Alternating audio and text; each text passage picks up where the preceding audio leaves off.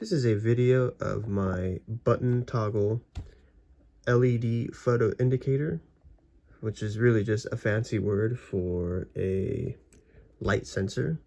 And the way that this device works is you turn it on by quickly tapping the power button, and it will toggle on and off. So if I turn it on, clicking it once, it'll turn on and it'll stay on.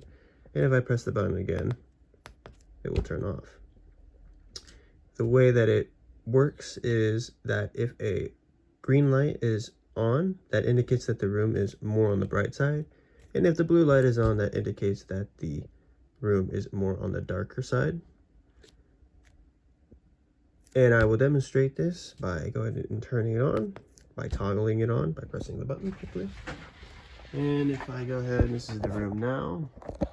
And if I go ahead and turn the lights off, a blue light will appear.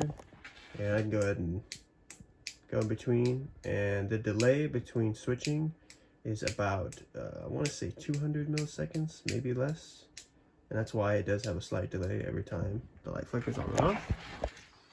And I can go ahead and turn it off, and that is my button toggle controlled LED photo indicator.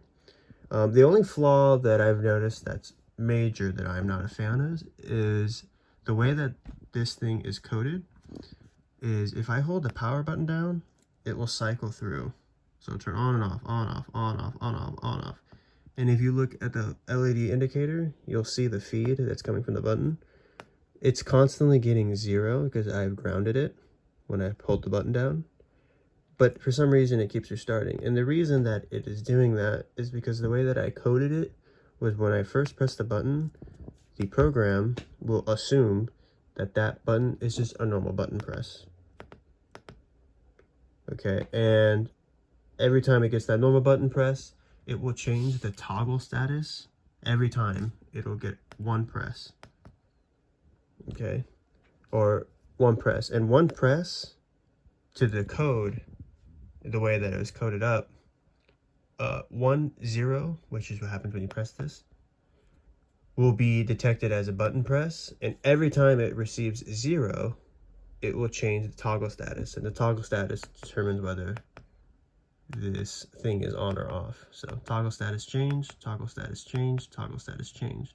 But the problem is when you hold down this button, it'll constantly supply a stream of zeros based on the refresh rate, which is enough to not give a person enough time sometimes to turn the thing off. And sometimes they can accidentally hold it too long and leave it on or leave it off. So the way that I am planning on fixing that problem is by doing a do while loop when this is first detected, which is going to be input as 0. And I won't let the program do anything until it detects 1 again, because it'll detect 1 when I lift the button off. And that will tell it, once 1 is detected after pressing 0, that the button press is finished. And it can move on to the toggle change, which will allow me to have a controllable light.